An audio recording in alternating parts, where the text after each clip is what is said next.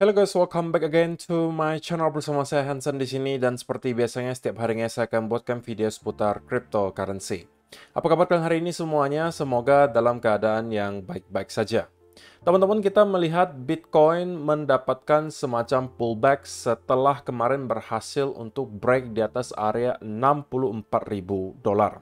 Dan kita bakalan bahas di video hari ini, kira-kira apakah pullback-nya itu telah usai dan kita kembali bersiap untuk break ke area high yang baru, ataukah masih ada sesuatu yang perlu kita khawatirkan in terms of price action yang bisa membuat Bitcoin kemudian terkoreksi lebih dalam. Kita juga bakal membahas apakah ada peluang yang bisa kita manfaatkan dari beberapa situasi dan kondisi yang berpotensi terjadi. Jadi stay tune terus sampai akhir video. Nah, sekarang kita bakal mulai dari CoinMarketCap terlebih dahulu. Per hari ini, teman-teman, secara global market cap crypto berada di angka 2,21 triliun dolar atau turun sekitar 1,07%. Nah, di top 10 coin sendiri kita juga melihat dominan berwarna merah, terjadi penurunan ranging antara 0, sekian persen hingga kurang lebih 1%. Yang menjadi top performer hari ini adalah BNB dengan kenaikan 1,29% ke 602,43 dolar. So, itu adalah outlook sementara dari beberapa top coin yang ada. Sekarang kita langsung aja masuk ke beberapa data dan berita terbaru hari ini. Nah, yang pertama teman-teman, perlu kalian ketahui bahwa selain 4-year cycle yang secara historis terus terjadi di Bitcoin, kita juga perlu tahu bahwa ada sesuatu di luar 4-year cycle yang juga berpotensi menjadi salah satu alasan kenapa Bitcoin mengalami kenaikan di tahun-tahun tertentu. Dan kalau misalnya kita lihat salah satu indikator ini, menurut saya menjadi salah satu yang juga cukup berpengaruh terhadap pergerakan harga Bitcoin dan juga beberapa risk asset lainnya, yaitu adalah global liquidity.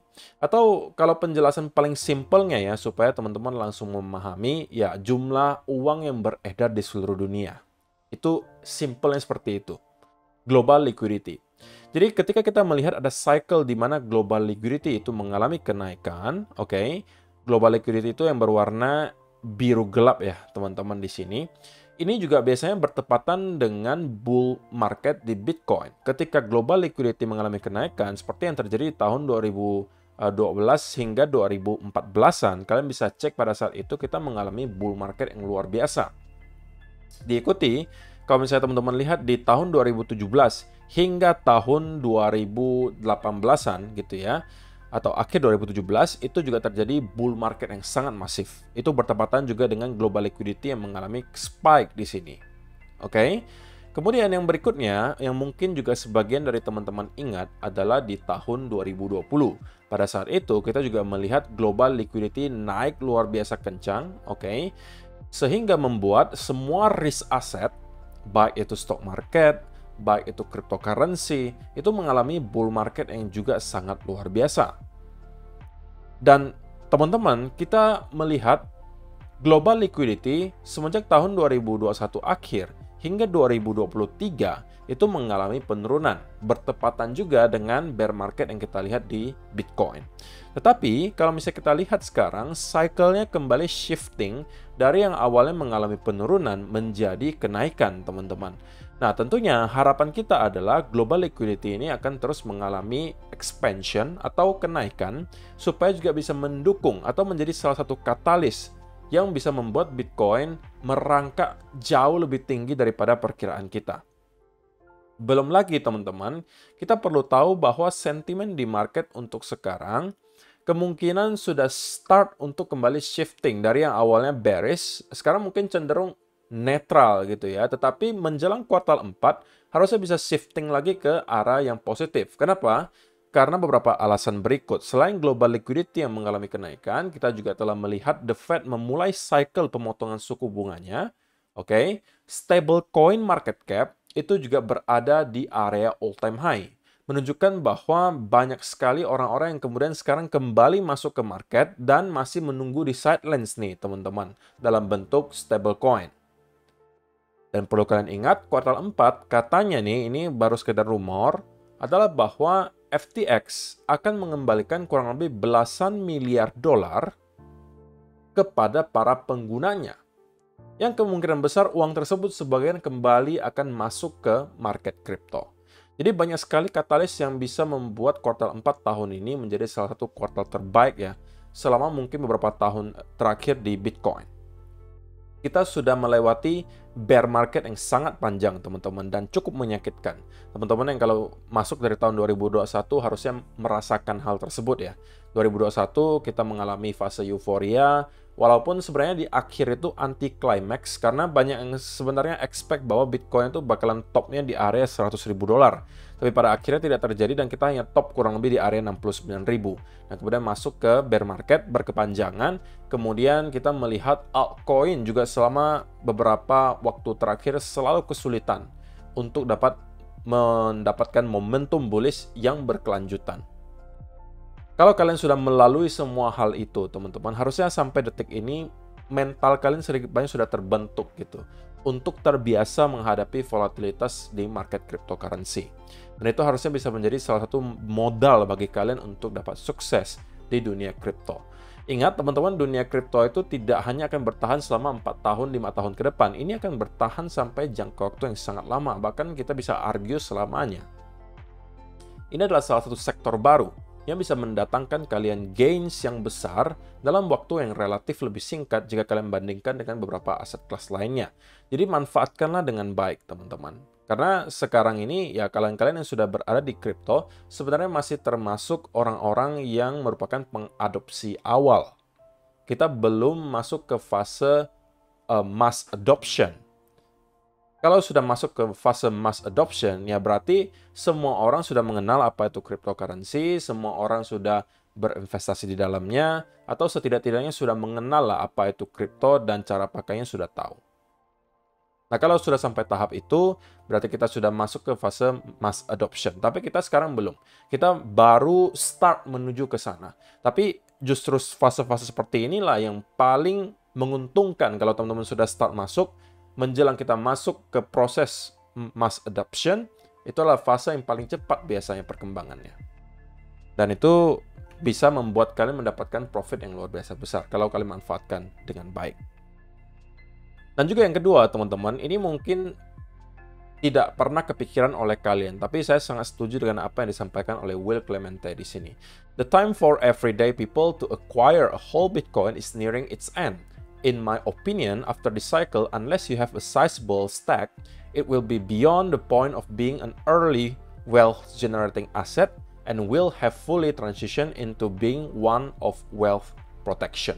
Jadi, simpelnya yang mau disampaikan di sini, teman-teman, mungkin ini adalah cycle terakhir di mana orang-orang yang awam, yang mungkin kelas menengah, atau mungkin menengah ke bawah lah, itu mempunyai chance untuk bisa mengakumulasi satu Bitcoin. Sekarang harga satu Bitcoin, oke, mungkin harganya kita rupiahkan sudah tidak lagi murah, kurang lebih hampir 1 miliar rupiah. Tetapi jika kita sudah berbicara beberapa cycle dari sekarang, itu mungkin sudah di luar jangkauan kelas menengah. Karena mungkin pada saat itu harganya sudah di angka 2-3 miliar per satu Bitcoin ya. Jadi akan lebih sulit lagi bagi orang-orang biasa seperti kita-kita mungkin kalau misalnya tidak dari sekarang melakukan akumulasi untuk kemudian mempunyai satu Bitcoin di masa depan. Jadi ini bisa menjadi cycle terakhir bagi orang-orang yang mungkin masih berada di kelas menengah ke bawah untuk dapat mempunyai satu full Bitcoin. Dan kalau misalnya kalian sudah berhasil mengakumulasi cukup banyak Bitcoin dari sekarang, harusnya ya kalian satu dekade dari sekarang bisa melakukan yang namanya sesuatu yang kalian impi-impikan, atau kalian bisa berada di posisi yang kalian impi-impikan, itu mungkin adalah financial freedom. Karena kalau misalnya teman-teman lihat, pergerakan harga Bitcoin, kalau misalnya kita bicara soal satu dekade ke depan, itu mungkin bisa menghasilkan gains masih kurang lebih ribuan persen. Kalau kalian punya 1 miliar sekarang, bisa aja satu dekade ke depan, untuk Bitcoin ya, itu bisa menjadi kurang lebih 10 miliar rupiah. Oke, kenaikan 100% per tahun, itu adalah kenaikan yang sangat luar biasa, teman-teman. Perlu kalian ingat sekali lagi. Jadi ini adalah bisa jadi menjadi cycle terakhir. Dan yang berikutnya teman-teman, spesifik untuk pergerakan price action Bitcoin, apa yang kira-kira bisa kita expect berikutnya terjadi? Nah, sebenarnya saya membawa sedikit, mungkin bisa dikatakan berita negatif lah ya. Dikarenakan kalau misalnya teman-teman perhatikan di angka likuidasi atau cluster likuidasi yang cukup besar sekarang itu ada di range 62 sampai ke kurang lebih 61.000 dolar, teman-teman. Dan itu berada di bawah harga kita sekarang.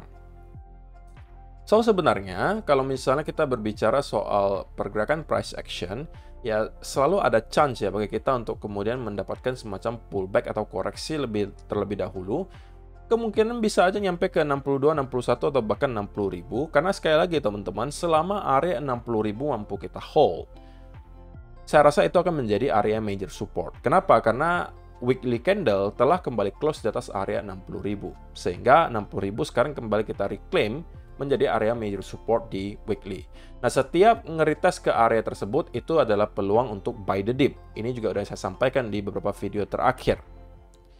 Dan jika kita mendapatkan pullback tersebut, ya sebenarnya ada satu peluang yang bisa dimanfaatkan untuk short terlebih dahulu gitu ya. Tapi kalau misalnya sudah dekat dengan area major support di 60-61, saya rasa itu udah saatnya untuk kembali flip ke arah long jika ada pattern reversalnya. Nah, tetapi apakah price action mendukung senario di mana kita akan mendapatkan koreksi lebih dalam? Nah, kita langsung akan bahas di chart, teman-teman. Nah, kalau misalnya kita perhatikan dari segi price action-nya, ini mungkin langsung aja di time frame kecil ya, teman-teman. Sekarang yang kita lihat itu, Bitcoin sedang kembali membentuk semacam channel, teman-teman. Oke?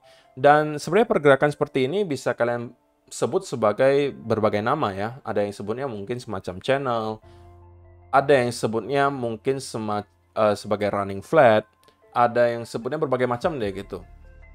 Tapi intinya ini sebenarnya pattern yang sering banget kita lihat terjadi di Bitcoin. Sebelum-sebelumnya kalau misalnya teman-teman zoom out, ya beberapa kali sebelumnya kita juga pernah melihat hal yang serupa terjadi di sini, teman-teman. Oke, yang ini kalau misalnya kalian mau lebih jelas mungkin di 1 hour, ya kan? Seperti ini.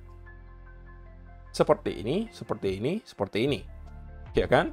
Jadi banyak sekali masih contoh lainnya mungkin bisa kalian perhatikan di sini yang bentukannya mirip dengan apa yang kita lihat sekarang. Yaitu adalah kita membentuk sebenarnya higher high, tapi dengan sangat cepat kita kemudian kembali terkoreksi. Tapi juga kita belum sempat untuk membuat lower low atau break dari area higher low terakhir lah setidaknya. Nah, teman-teman, pattern yang kita lihat di sini sebenarnya masih 50-50 potensinya. Kenapa? Karena pergerakan berikutnya akan bergantung kepada breakout dari upper atau lower trend line-nya. Oke, jika kita sampai berhasil untuk breakdown dari lower trend line-nya, maka senario inilah yang akan kemudian terjadi. Ya kan? Sini juga sama. Kita breakdown dari trend line-nya, kemudian sell off. Kita breakdown dari trend line-nya, kemudian sell off.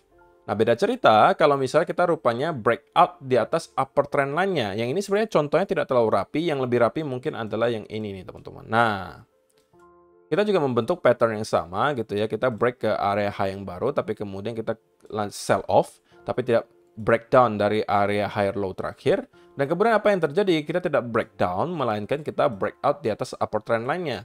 Nah, ini justru adalah awal dari rally kita berikutnya. Nah, jadi teman-teman, pergerakan besar berikutnya akan bergantung kepada apa yang terjadi kepada kedua trendline ini. Yang mana yang bakalan kita break? Nah, tidak ada yang tahu, teman-teman, gitu ya. Tidak akan ada yang tahu yang mana yang bakalan di break. Tapi the beauty is kita tidak perlu tahu, teman-teman, yang mana yang bakalan di break. Karena kalau misalnya kalian